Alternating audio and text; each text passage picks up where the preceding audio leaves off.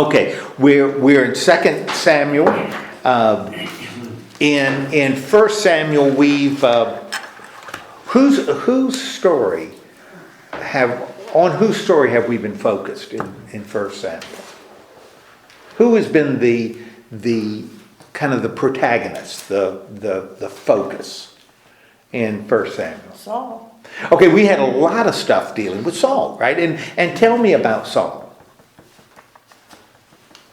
What's Saul's story? What is Saul's story? He acts without thinking. Okay, Saul acts without thinking. And what are some examples of him acting without thinking?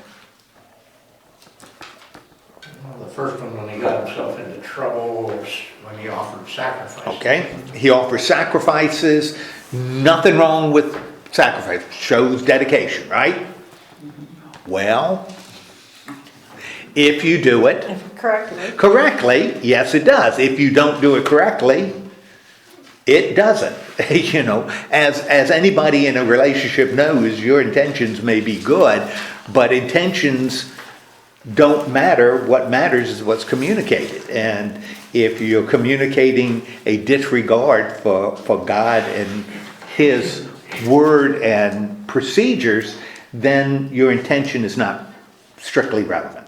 And that's what Saul does. Can you think of another example of Saul being kind of reckless in what he does? He made an order not for his soldiers not to eat. Yeah, that weird story that he makes a pledge. And then his son did and because he didn't know. And then he's in a hot spot and he has to not follow through on his word, on his pledge, which, you know, kind of compounds the problem. So Saul, if we're looking at him now, Saul tends to be self-destructive. And it seems to be this flaw. So we've got Saul as a major character in 1 Samuel. And what is his arc? Where does it start and where does it end? Because we have Saul as a completed figure in 1 Samuel. He doesn't bleed over into 2nd. What happens? How does Saul begin and how does he end?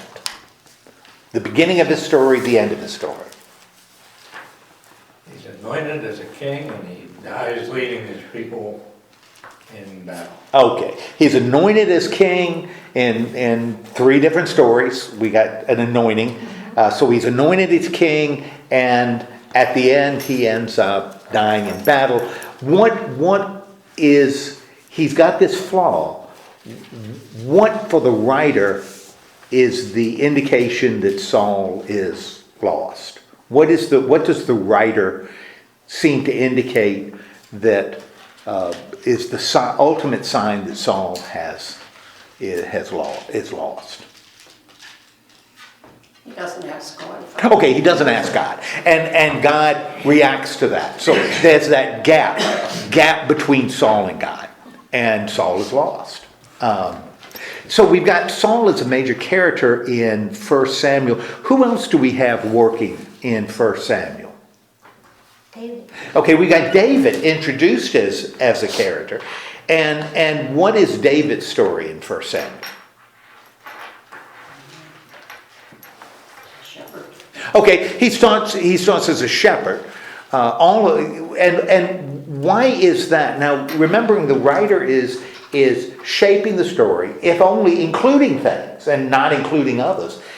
This is something he includes. Why does he do that? What do you think he's trying to communicate by having David not only as a shepherd, but as the one that is the youngest out in the field? You know, not the prominent, not a prosperous, not even like Saul. And Saul is he's got animals because he's looking for donkeys in one of the stories. David is shepherd in almost an unassuming way, at least at the beginning of his story. What do you think the writer's trying to communicate about David?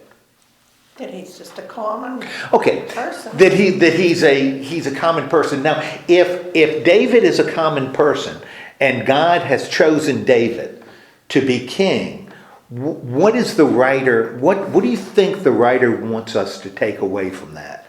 In other words, what is his intention, his purpose in writing this and including this? Would it be that God can use anyone? Okay, maybe that God can use anybody. That it's not, because even when he's talking to Jesse, Jesse says, I got my other boys here, and, I got better looking ones than David, and Samuel says God doesn't look at the outside, he looks at the inside. So that it's really, this is a story about God, even though we've got these different characters, including Samuel, whose complete story is in 1 Samuel, from beginning to end. So we've got all these characters that are working together, but we have the one sort of protagonist that's driving this whole story, and that's ultimately God, because God is the one that judges Saul, God is the one who guides Samuel, God is the one who is present with David. Now, and you said Saul ends up being defeated at the end of 1 Samuel. We know right near the beginning of 1 Samuel that David's going to be king, because the writer tells us that. Even though David at times doesn't seem to know it at all. And even when you look at Saul's motivation, sometimes he's motivated by jealousy, sometimes he's motivated by ill spirits. But he doesn't seem to be focused on, well, I got to get rid of this, guy that I know is going to take the throne. That doesn't seem to be a big deal. But we, the reader, know it right from the beginning. So all of this is we're seeing how this is working itself out, knowing how the story ends. When we get into 2 Samuel, Saul is gone. Is David immediately king? Well, you got to put an asterisk. He's king of Judah, because he's made king at Hebron, but we have Ishmael, who's king of Israel. So you have this difference. And how does this, who's a son of Saul, how does this end up working itself out? What ends up happening, since David is king of Judah and Ishmael is king of Israel, how does this end up working itself out? When you party hardy, it's sometimes you still get tired. It just wears you out. I'm just surprised you came to like me. I'm That flat. happened to Deb after her 8th birthday. Is that what happened? Yeah. I'm looking forward to my 68th, and that's what I'm going to do. Lay on a table on my side. No,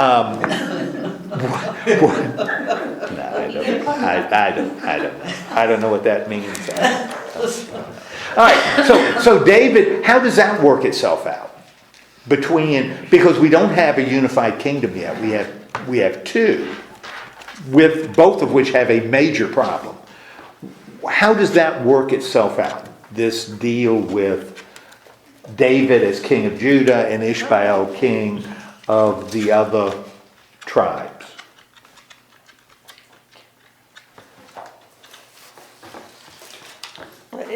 Well, again, we know how it's going to end, right? I mean, we don't even need to look. We know David's going to be king, right? And the reader knows it, because this is like telling a story of when I was a kid. We used to have biographies, love to read biographies, and in the library they had biographies of everybody, that you could check out, and they were really simple. But when you read the biographies, you weren't reading the biography of George Washington saying, will he be president? I don't know. Will we win the revolution? I don't know. Have to wait till the end. I don't know. We know, right? And so we're reading the story. They know that David's going to be king. So the writer isn't creating suspense. Instead, he's almost methodically, or at least focusing our attention on what he considers important in the way David becomes king. And with Ishmael, David becomes king with Ishmael because what is it that enables him to become the king of a unified country, which is what we looked at the end of our last session. What enables him to do that? Somebody said. Abner. Okay, good. We've got several things going on, right? One, Abner, Saul's general, decides that he's going to, based on Ishmael, who's presented as somebody who is weak. Yeah, I could see you making the W, with your mouth. Weak. That's what Ishmael is. I mean, he's incredibly weak. He won't confront David when David demands, his sister, half sister. He sends her, takes her away from her, sends her. When he confronts Abner because of what he thinks Abner is doing, of trying to accumulate power, he backs off. So Ishmael is presented as this weak kind of figure. Abner, Saul's general, is working behind the scenes, or appears to be, to make David king. There's a problem between Abner, though, and Joab, and Joab ends up killing Abner. So Abner really doesn't fulfill what he is promised to do, but we have this kind of intrigue. What ends up happening to Ishmael?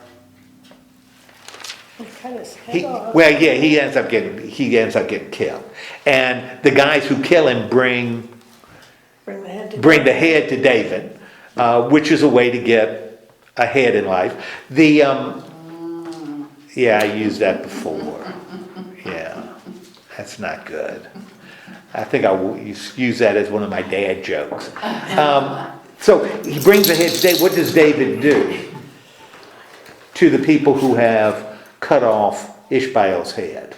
He killed them. He kills them because, which is something he's done before, right? What did he do before? When did he do this before? The messenger who says, I killed Saul, he ends up saying, you can't kill God's anointed. You can't do this. And although he doesn't use the same language with Ishmael, you can't do this. You shouldn't be lifting your hand against the king. And so he has him executed. So as we get this, as David is going through, certainly in 2 Samuel, what are some of the qualities that David begins to show that sort of manifest themselves in David? Qualities that he has that would make him a good king, some of which stand in contrast to what we saw with Saul. He's talking to God. Okay, David actively talks to God. We're going to see that in what we're looking at today. How does he regard people? What's his relationship with the people? He's concerned for them. Okay, he's concerned. He's concerned for the people. Remember when he does his rating, he will share what his little group gets. Okay, and David is made king after Ishmael is done. All the tribes come together and declare David, who was king of Judah, king now of Israel. And so as we go into, and when he is made king of Israel, what is the first thing David does? So at the beginning of chapter 5, he's made king of Israel, right? And as king, there are certain things that we're going to see in what we're looking at in 5 through 8 that he does that kind of establishes kingship. What's the first thing he does as king? Which becomes really important. Now, again, remember, writing to people that already know certain things. What does he do? He conquered Jerusalem. He conquers Jerusalem. He gets the Jebusites out of Jerusalem. And in fact, Jerusalem becomes, it's even called what? City of Stronghold. David. What's that? City of David. It is a stronghold. Why is it a stronghold? Because it's up on. Because it's on top of a mountain. And so you build walls around a city that's on top of a mountain. You got a stronghold.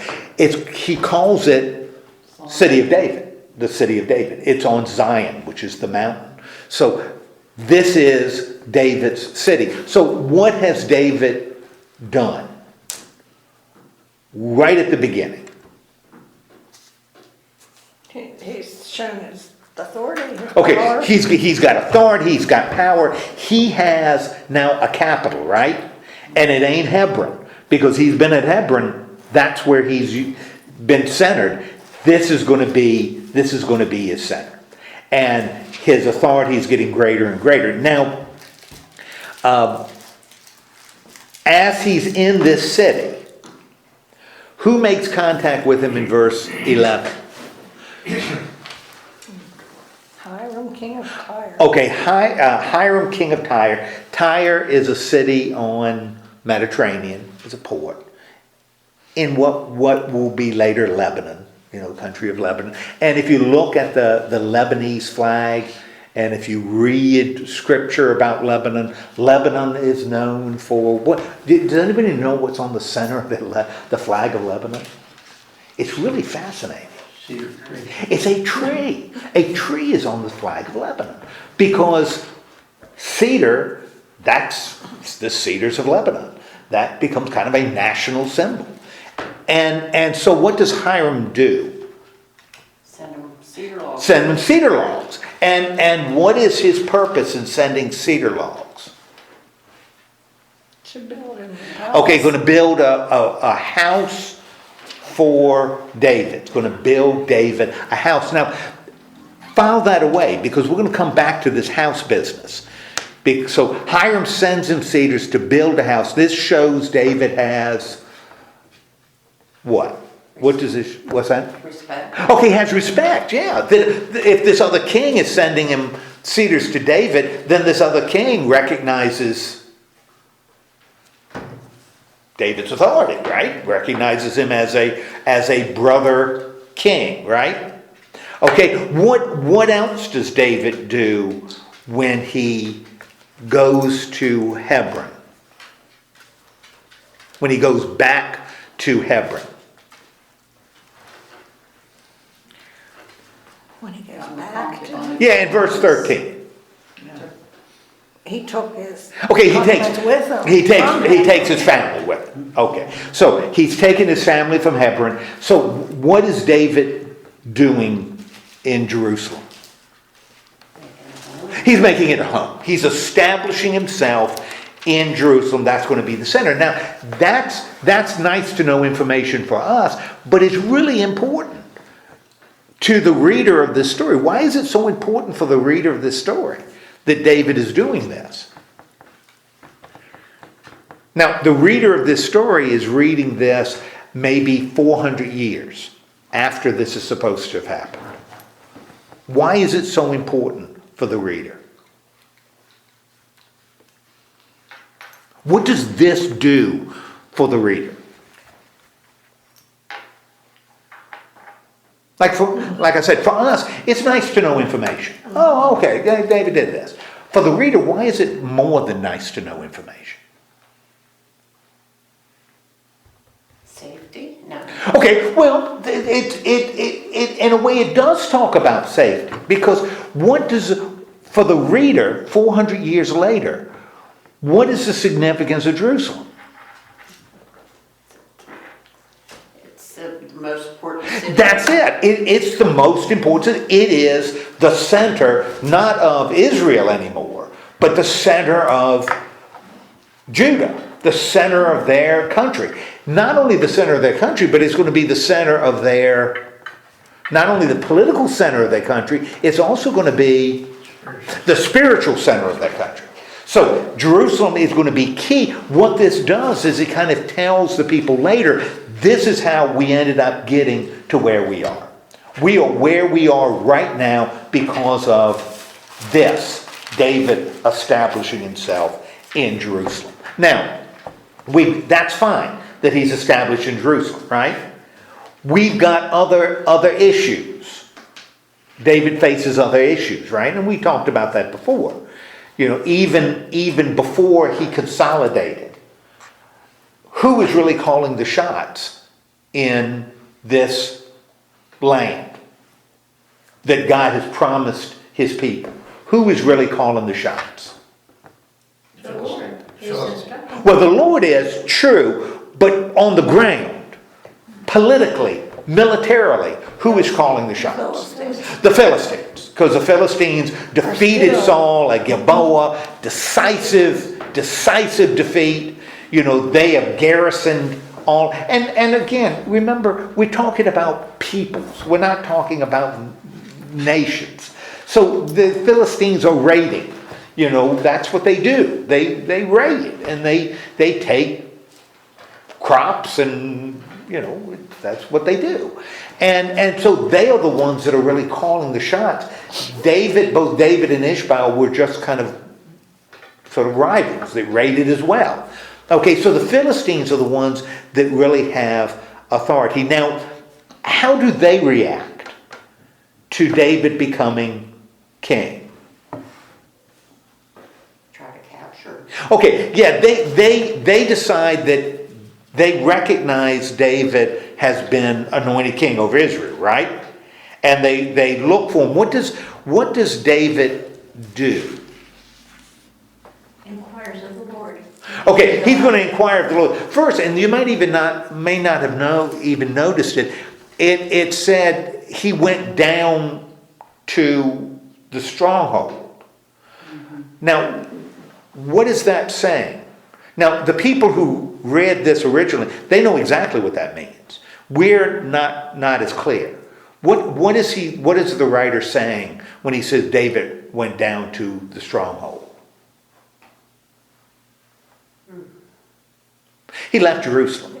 Yeah, and he evidently went somewhere that the Philistines had base or whatever. Right. That's right. He leaves this city, so he's not holed up in his city. Instead, he goes down. Whenever you see someone going down, with respect to Jerusalem's on a mountain. They will always talk about going down. You know, even if they're going north, they're going down. Because they're going down from the mountain. You see that in Acts all the time. You know, Paul went down from Jerusalem or went up to Jerusalem. And he's going up a hill or going down a mountain. Okay, so David goes down, he leaves. Now, David's had a complicated history with the Philistines, right? Mm-hmm. What is his history? Well, they were supposed to kill all the Philistines, and they didn't. Yeah, okay. Well, with David, what has David done in the past with the Philistines? He was working. Yeah, he was kind of working for him. Or at least the Philistines were giving him protection as his little band in Ziklag were raiding different places, never in the land of Judah, but raiding different places. The Philistines were kind of giving him protection. You know, and he was doing then things that they wanted him to do. So he was kind of working, kind of as a mercenary for the Philistines. Now, the Philistines come and they come to a valley, right? And this is where David is going down from, because this is a valley right close to Rephaim. Rephaim is just outside of Jerusalem. So if you go down the mountain, that's the valley. You know, so that's kind of the plain. Now it says the Philistines come into this valley and they spirit out. Why are they spiriting out? What are they looking to do? They're going to fight him, right? They are there. They're going to fight David. Now, David then is there. He's facing the Philistines. What is the thing that David does before he's going to confront the Philistines? Ask the Lord. He goes to the Lord, right? And how does the Lord respond? He'll give him victory. Okay. Go ahead. Tells them what to do. It's going to tell them exactly what's going to give him victory, right? And what happens? He gets victory, right? And in fact, when you look at how David describes the victory over the Philistines, and this is a big deal because the Philistines have been beating Israelites for a long time. You know, David wins a victory. How does David describe the victory?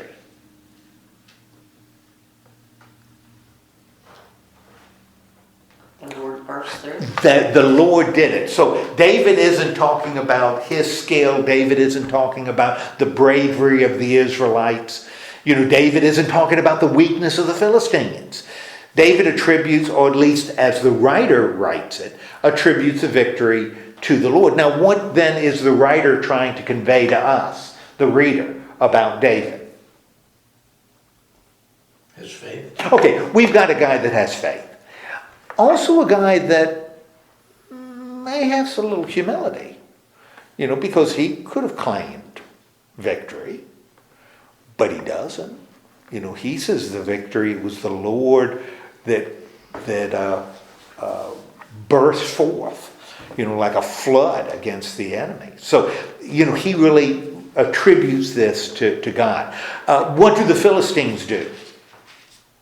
Because David defeats them. What do? Left their idols. Okay, they abandon their idols. Why is that a big deal that they abandon their idols?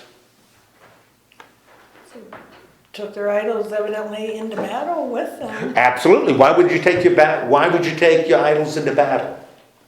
for protection. You're going to. Who's going to protect you? Your idol. Because idols represent They're gods. gods. They're gods. So you bring idols with you. You're carrying your gods with you. Have the Israelites done that before? Yeah, boy. You remember when they did it? Is that when they had the ark? They carried the ark into battle. We're carrying the ark into battle, and that means God is going to be with us. The difference was the Philistines defeated them, and God wasn't with them.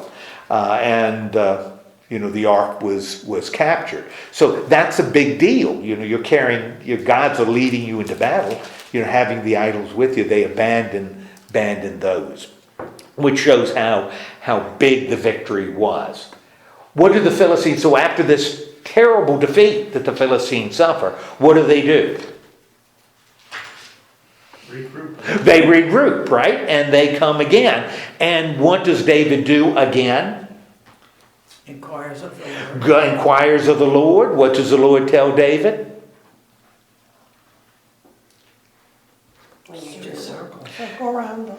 Yeah, it gives them strategy. I'm gonna win this battle for you, right?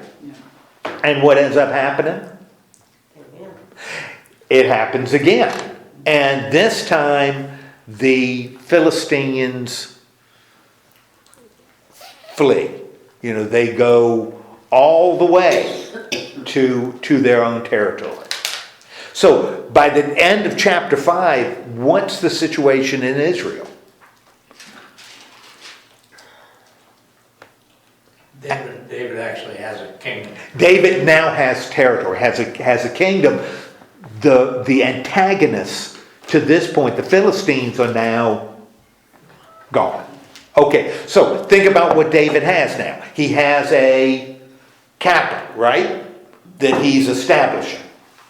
He's got now a kingdom that has territory. What is still missing when you're talking about the Israelites? So politically, he's got a capital. Militarily, he has defeated the Philistines. What's missing for the children of Israel in this kingdom David is establishing that we would expect, or the writer would certainly want to include? Okay, we need something spiritual, right? Because David has inquired of the Lord. His kingdom is politically sound because it's got a capital. It's militarily sound because it's defeated its enemy. Now, maybe we need that spiritual component. Now, to have a spiritual component, we're going to need, the children of Israel are going to need what? The ark. They're going to need the Ark of the Covenant. So what does David then do? Now, understand, this is what the writer is presenting. So we're kind of reading this and trying to understand the intention.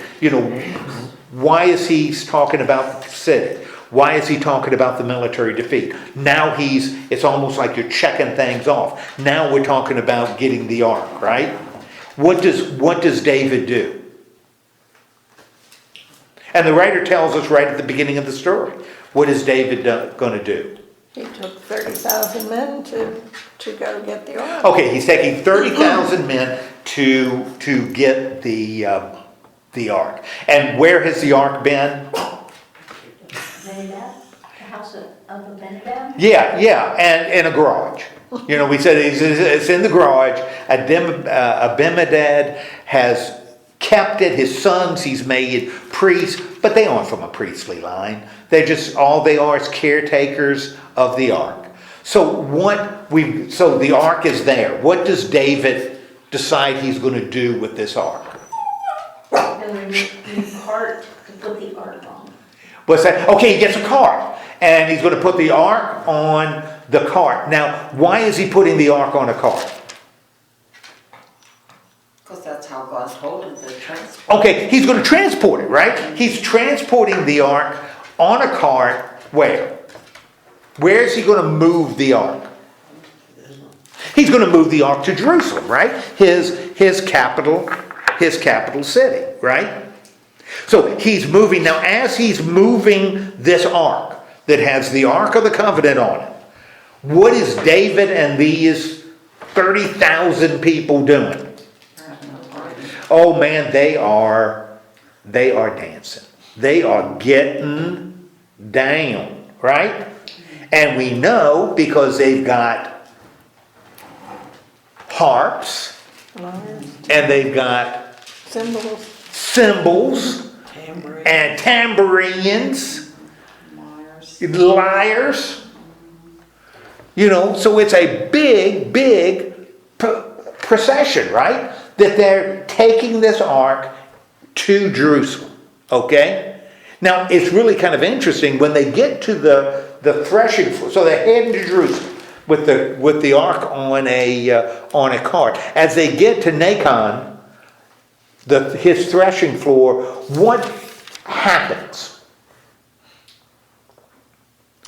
The oxen stumbled. The oxen stumbled. And the man tried to steady the ark, which you're not to touch. Okay, the ark is going to go because the ox stumbles. The cart is wonky. It's going to tip over, right? And so what Uzzah does is he steadies. Now, what is Uzzah's intention? To save it. To save the ark, to protect the ark. What was Saul's intention in offering a sacrifice before going into battle? To ensure the Lord is with him, right? You know, that's his intention is good. Uzzah's intention is good here. What's the problem?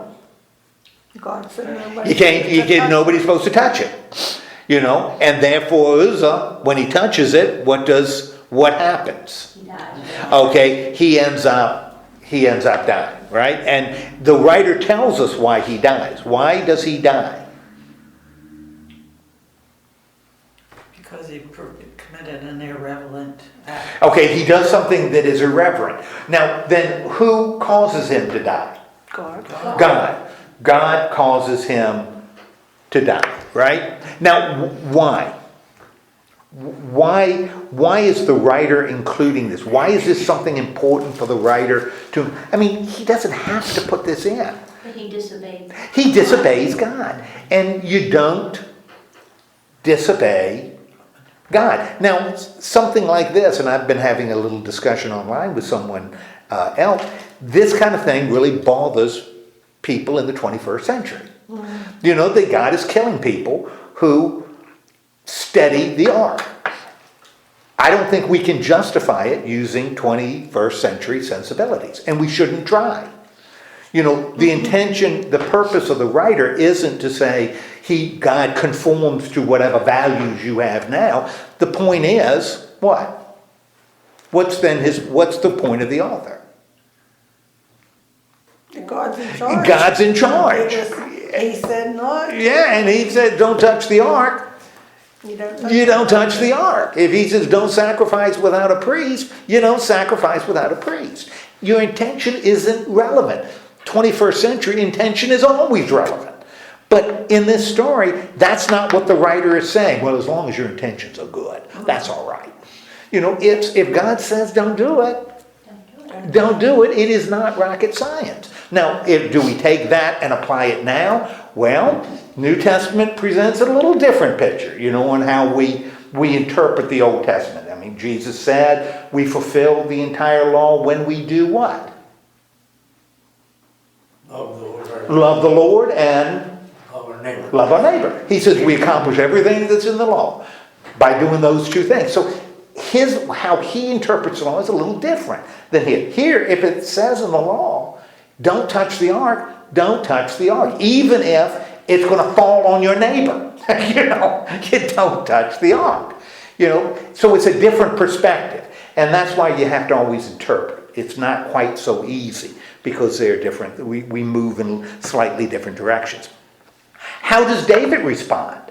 Which is really interesting. How does David respond? He was angry. He is angry at the Lord, right? Yeah. Is he angry at God? I think so. He's angry. I think he's angry at Uzzah. Yeah, as I say, he's Yeah. angry because the Lord's right. Yeah, because it forced the Lord to act. This isn't what... Now, he's angry. He's also... He's angry that this happened, right? That he also feels what? In the presence of this ark. Afraid. He's afraid. And if David's presented as a really good guy, and he's afraid, spiritual guy, then maybe the writer wants to convey that fear is an appropriate feeling when you're before the holiness of God, when you're before the ark. Maybe healthy fear is not a bad thing.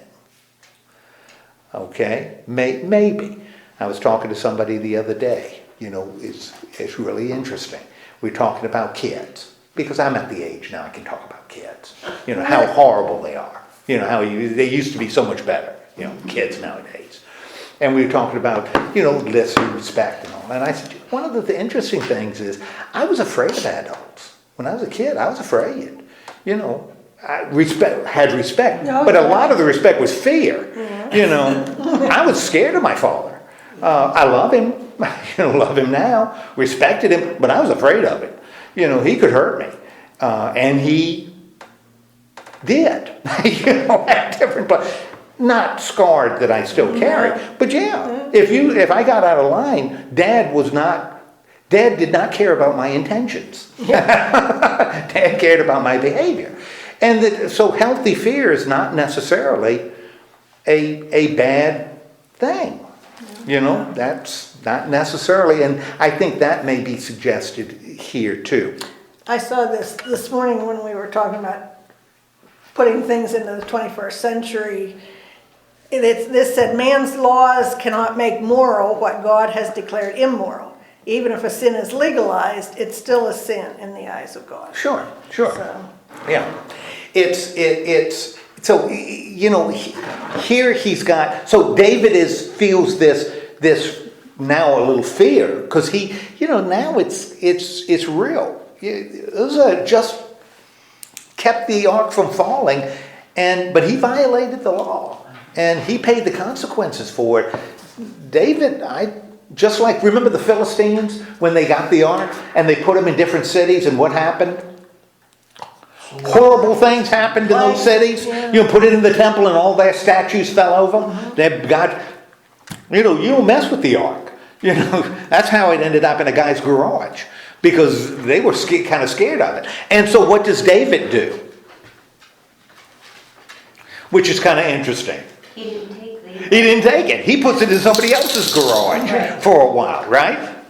But he doesn't leave it there, because while the ark is there, what happens? The Lord blesses. Obed. Yeah, God blesses him. So Obed is blessed because the ark is there. And so David is now thinking, well, maybe the ark is okay. Maybe I shouldn't be completely afraid of it. And what does he end up deciding to do? Okay, so what's he going to do with the ark? Okay, now he's going to bring it into the city. He's going to bring it into a city. And how does he bring it into the city? The city of David. How does he bring this ark? carrying it in. Okay, they're going to carry it in. What's the response? What's going on as David's entering his city, his capital, with the ark? They were rejoicing. Man, they dancing. were rejoicing, and everybody was dancing, going crazy. And what is David doing? Dancing. He is dancing in a way that's not inhibited, right? No. He is really going, which maybe we should do sometime at church. Some Sunday morning, we should all dance like this. Barb, no? No, I don't think. Barb's not up for that. Maybe not. Maybe I that's sway not it. sometimes. But I don't think that's considered. No. So the ark is coming into the city. Everybody is dancing, right? And who's watching? Okay, Michael. And how is she described? Daughter of Saul. Daughter of Saul. So the writer wants us to know, even though we know it, because remember, David just got her back from, her husband, Ishmael. And how does she react when she sees David? She hates them. She despises David. She despises David. When she saw David leaping and dancing and acting excited, exuberant, one might even call flamboyant before the ark, she despised him in her heart. Now, why does she despise him? Don't know. Although she sees him doing that, what is motivating that we don't know right yet. What happens when the ark arrives? So we got this little tidbit we're going to come back to later. What happens when the ark arrives? They put it in a tent. They put it in a tent. Why is the ark placed in a tent? Why did they put it in a tent? They had it prepared for them. Yeah, and remember, we look at the Numbers and Leviticus. Where is the ark supposed to be? What is the tabernacle of the Lord? The tent. Is a tent. It's the tent of meeting, right? Because people move, you don't put the ark in a permanent building, because if you're moving, that is stupid. To build a building and then move and then build another one. So it's a tent that moves. So they put it in a tent, and what do they do as they put it in a tent? What accompanies that? Sacrifice, burn off. Okay, they offer burnt offerings, they're performing sacrifices, so what are they doing as they're performing these sacrifices? What is that showing? What is that demonstrating? They're praising God. Okay, they're praising God and worshiping the way they're supposed to, right? With these burnt offerings. What does David do after the ark is secure? They're offering all these sacrifices. What does David do after the ark is secure? He's feeding people. He gives food to people. Okay, what has the writer told us that David has done by bringing the ark into Jerusalem? He's giving it to the people. Okay, he's giving it to the people. So now we've got this city.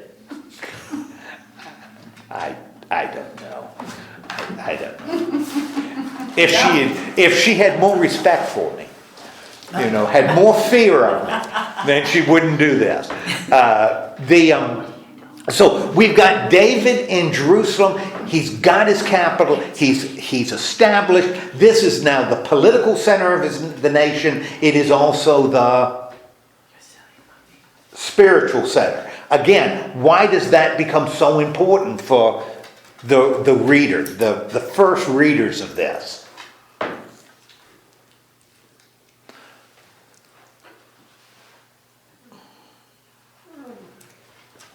Why does this become important for the reader?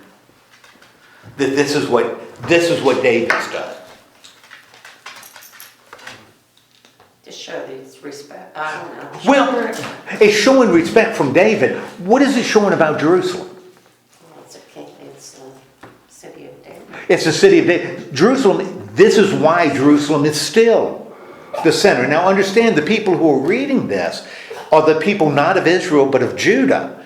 And at this time, Judah is a really minor kingdom. It is a small time player, squeezed between the Egyptians that are strong and whoever's in charge of Mesopotamia, whether it's Babylonians or Assyrians or Chaldeans. You know, you've got Judah as this little tiny, relatively weak kingdom, squeezed between regional superpowers.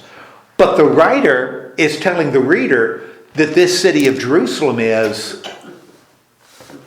really, really important for more than just political reasons. It is the spiritual center.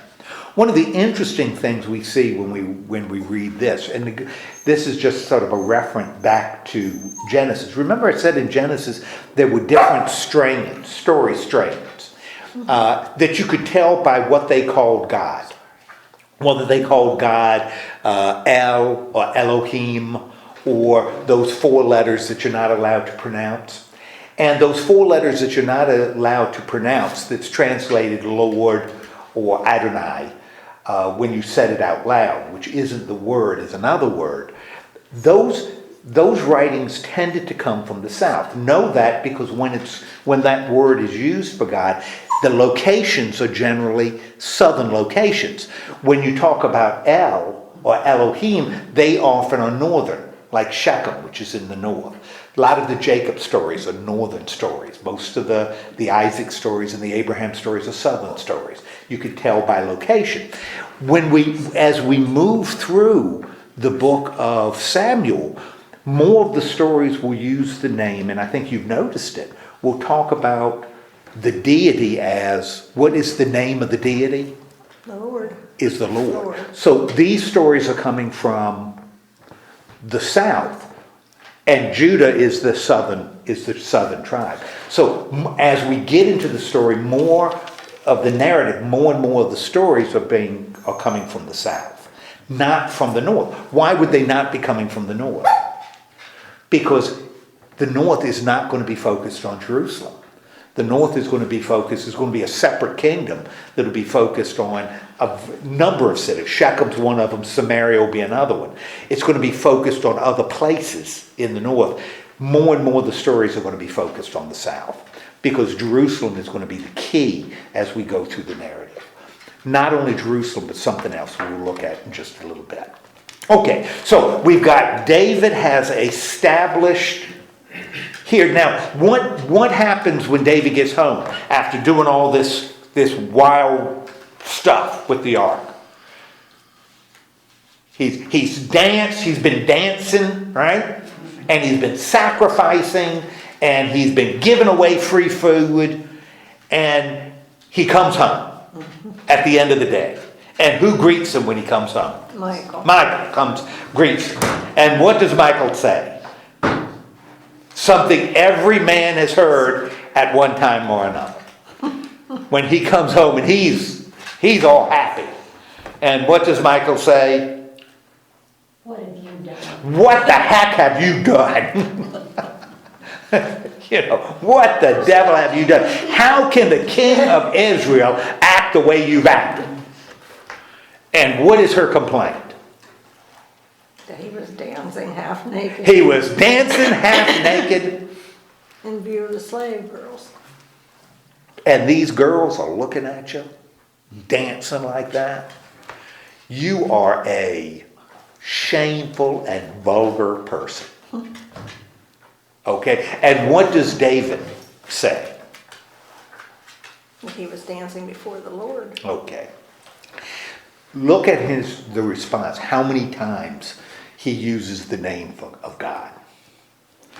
Because that becomes his motivation, right? And in fact, he's now in the position, because she says, how can the king of Israel do this? And what in essence is David saying in his response?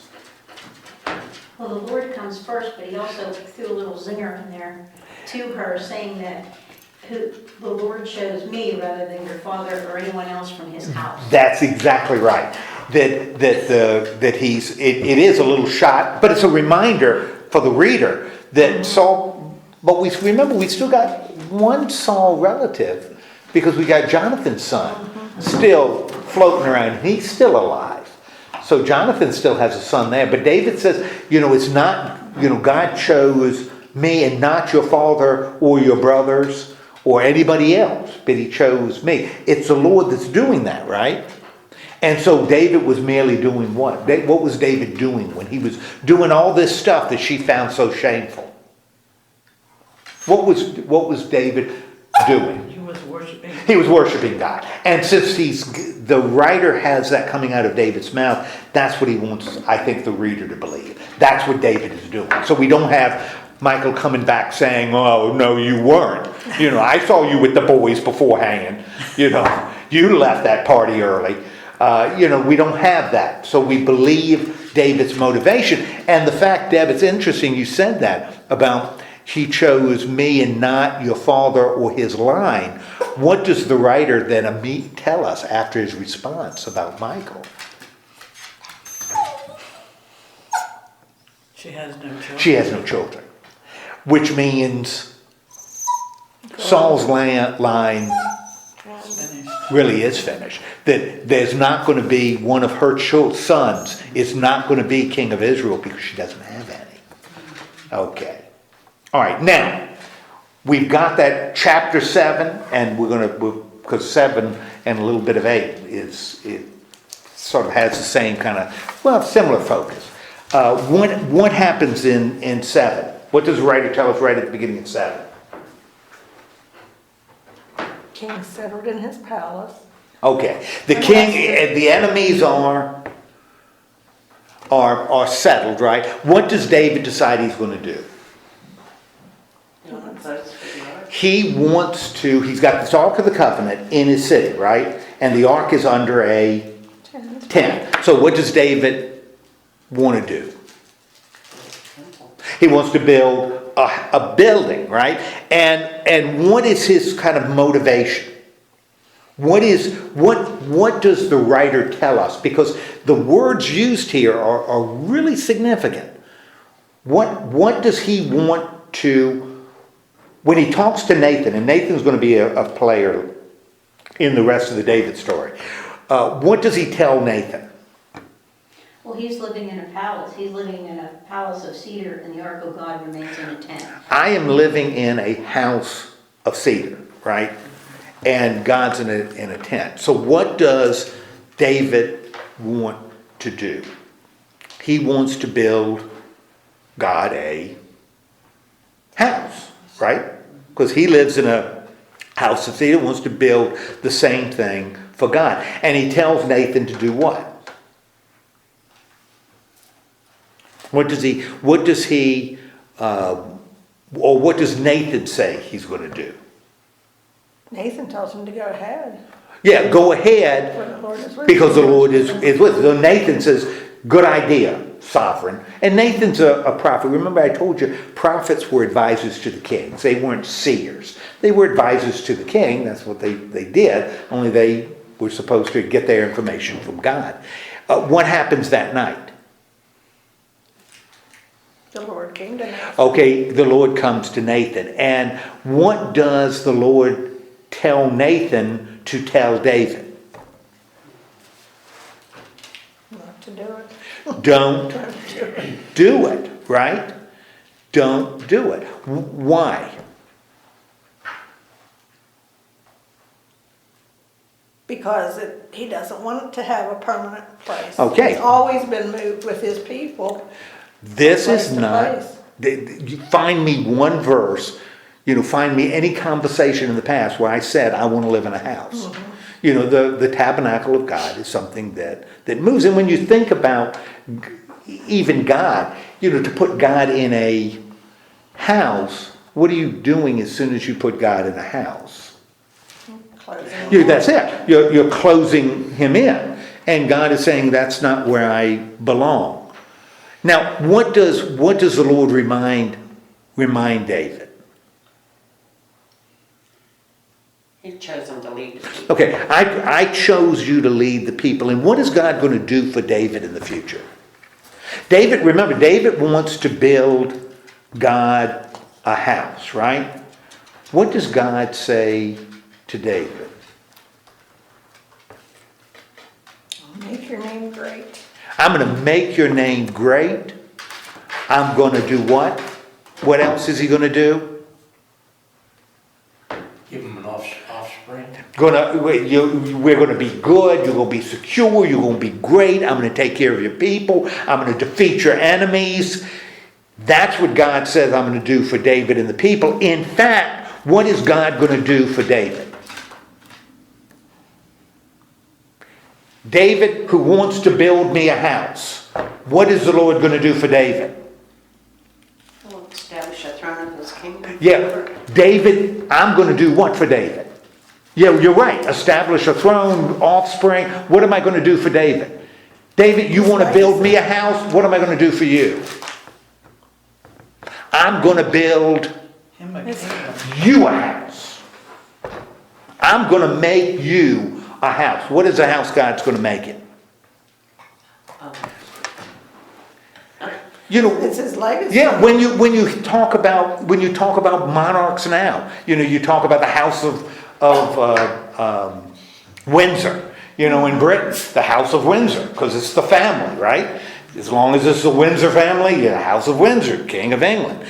I am going to the House of Bourbon. I'm going to make you a house. Your descendants are going to rule it, are going to rule forever. Okay, so what is God going to do? And this becomes really powerful. For David, yes, but even stronger for the reader who's reading this. What does God say? So I'm going to build you a house. What does he say about the descendants of David, the sons of David? Your kingdom is going to be forever. Gonna be blessed. Okay, going to be blessed, right? I'm going to bless. Now, does that mean they've got carte blanche? All of the descendants of David are going to be good? No. Heck no. They're not going to be all good, right? Because they're going to be human beings, but in spite of the fact that they're not all going to be winners, what does God promise? His love will never be taken. His love is never going to be taken from him. Like it was taken from Saul. So I am not going to abandon you and your people. Now, why does that become so powerful? I mean, David hears that and says, oh, well, that's good. Boy, I'm happy about that. Why is this so important for the people who are reading this to hear? What is the writer saying to them? And what is the writer, how are people later going to take this? Because something bad is going to happen in the future. What is the writer telling his readers? That he won't take his love from us? That he's not going to take his love from the house of David. And the house of David is going to be always there. Now remember, we're talking about, he's writing to people that Judah is like I said, a little kingdom that's beholding to superpowers that surround him. This is God's promise that he's always going to be there. And some of the people are going to be bad and they're going to pay consequences. But I'm never going to abandon them, never going to take the love away from him. Now, it's really very interesting here. God's going to be with them because he's going to be with who? It's going to be with the son of David, right? Now, it talks about the kings being anointed, right? The Hebrew word for anointed, that's Messiah, is anointed. What's the Greek word for the one who is anointed? Does anybody know the Greek word for the one who is anointed? Is it Krista? Christos. Christos, yes, that's exactly right. Christ is the Greek word for anointing. So, David's kingdom is going to fall. The Babylonians are going to take the kingdom. And in fact, Ezekiel has a vision about the presence of God leaving, the temple leaving Jerusalem. And that's why the kingdom falls. But how are people later going to interpret this? If God is going to be always with somebody from the Davidic line, that the person from the line of David is going to be king. How are they going to take that later?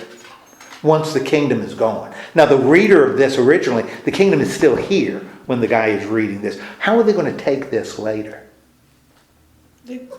Christ is Okay. in the line of David. There's going to be somebody in the line of David who's going to restore this. Even though the king isn't on the throne in Jerusalem anymore, there's somebody in David's line that's going to restore this. There's going to be, in the future, a Christos that's going to restore everything that God has promised here.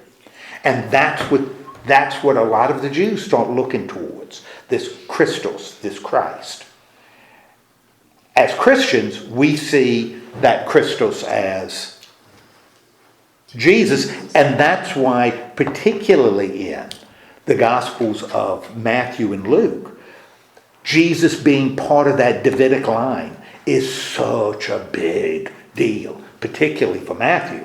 It is such a big deal that Jesus is the son of David, because that's the expectation. That verse establishes the expectation for a Christus is coming once the king is off the throne.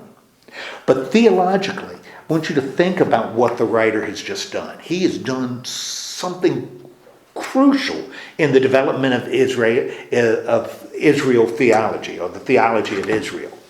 In the past, God has made promises to his people, right? Right?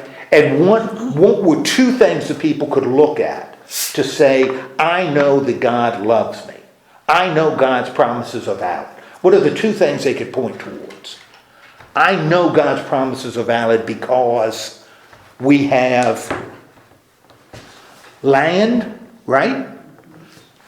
God led us into this land. As long as we have land, I know God loves us.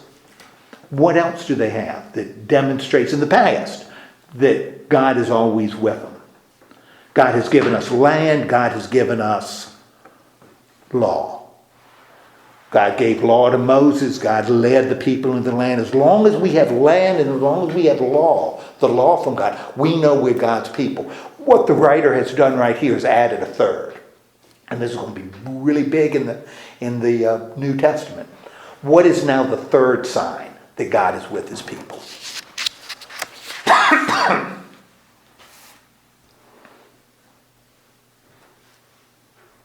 They have land, which is going to be increasingly focused on Jerusalem as sort of the symbol of the land.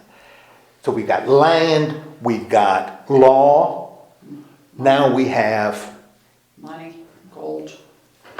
Yeah, true. But what did he just say to David? He would never take it. I am going to bless your king. And that king is going to be a blessing for forever and for everyone. We've got land, we've got law, and now we've got king. We got leader. We got king. The Davidic king. Those become the three signs that God is with his people. And right here we've got king added. Now that's kind of interesting, because remember right at the beginning when we left Judges, what was the judgment? What was Samuel's judgment about kings? What did he tell the people about kings? You don't want a king. You don't want a king, because kings do what? Take your things. They take your stuff. They take your family members to work for them. They tax you. They oppress you. Kings, and they hire people, whether you need them or not. You're gonna have to pay. Kings are expensive. Kings were not, and rather than have a king, who should be the king?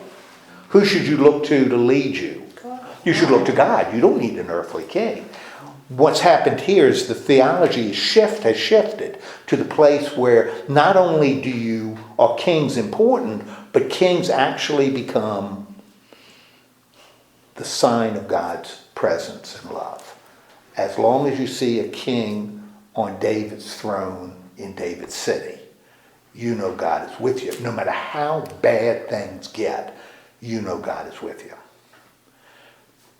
That's why the fall of David's kingdom is going to be such a big deal for the Jews, and they scramble on how do we interpret. Once we lose the land and once we lose the king, what do? What do we have to show that God is still with us? This is a powerful passage that has major impact in the future. Okay, really, again, he prays because I want to responds. David's recognizing in his prayer, we got deference, we got praise, we got promise as he praises, just reinforcing what we've already seen. In chapter 8 is really fairly simple. What happens in chapter 8? David conquers just enough. Yeah, he's conquering. David's just is winning. And what are some of the people he defeats? Yeah, he defeats the Moabites, he defeats the Ammonites, he defeats the Amalekites, he defeats the Edomites, he defeats everybody. And by the time we get to the verse 15 of chapter 8, what's the situation? What's the situation for David? He reigned over all of Israel. Okay, he is now over all of Israel, and we've got the writer lists people, right? And who are these people? I mean, who are the offices that he lists as part of David's administration? Joab, We got Joab that we've heard before. Jehoshaphat. Yeah, we've got offices, right? For the king. So what is the writer telling us? What has David done in these 3 chapters? Establishing his. He's establishing a kingdom with centralized authority. Who is behind this kingdom? Who stands behind David in this kingdom? God is standing behind it. In fact, the very nature of the kingdom is attributed to God. I mean, God is the one that enabled all of this to happen. Now, we've still got some loose ends because Saul still has a grandson. So David's going to have to deal with that. But David's enemies have been defeated militarily, secure, right? Politically, centralized, religious, spiritually. They're worshiping God. How would you describe David's kingship by the time we get to the end of chapter 4, by the end of chapter 8? It's going very well. It is going, could it go better? I don't know how it could go better. I mean, everything that he wanted, he's gotten. And even when he said, I want to build the house of the Lord for the Lord, what does the Lord tell him? He'll build a house. I'll build a house for you. But he also says something interesting. Who is going to build the house? Because remember, writing to people that already know the story, it's not going to be David that's going to build the house. Nathan? No. God is going to, when you saw the list of his sons, the people that he moves, his family, there's one name that kind of stands out that hasn't been born yet. Solomon. Because we don't have Solomon yet. But it's going to be his son that's going to build the house. David's not, but Solomon, the son, will. But we're not at that point. But the writer's smart enough to drop the name. Even somebody who isn't born yet, he's going to drop that name into the narrative. So we've seen it before, and he'll come back to it a little bit later. Okay. A lot of material, but a consistent story, right? The establishment of David and how David's established Christians, we look at and attribute that to Jesus. Tend to contribute that to Jesus. One little thing before I go. of all the Gospels, I think the Gospel of Luke is the one that is most sensitive to what's happening here. And I'll tell you why. In Luke, Luke does something very interesting that we don't see the other evangelists do. We've got Matthew, both Matthew and Luke have, through Joseph, Jesus is part of the line of David. When he gives the genealogy, both give genealogies, although one starts with Adam and ends with Joseph, and the other one starts with Joseph and ends with Abraham. Both of them put Joseph in the line of David, so Jesus becomes like the adopted son of David, which isn't unusual because every king became the adopted son of God. He even calls David son of God. So links it there. What Luke will do, and he does it through Mary, because Mary's cousin, remember, was married to Zechariah, who was a priest. And if he's a priest, that means he must be of the family of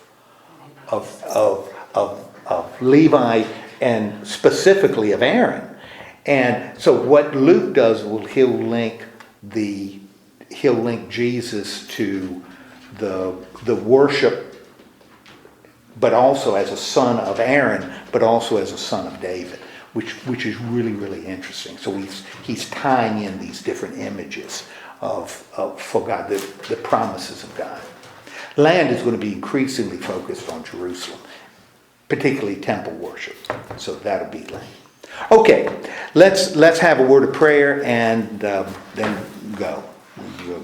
We'll do whatever we need to do. Lord God, thank you so much for giving us this time together. Remind us that these promises made to David are still real and valid. They flowed through him to your Son and our Savior, a child of a son of David, Jesus Christ. So help us to see your presence and your love communicated through him, and help us to claim him as truly the Christ, as the fulfiller of David's promises. In the name of Christ we pray, amen.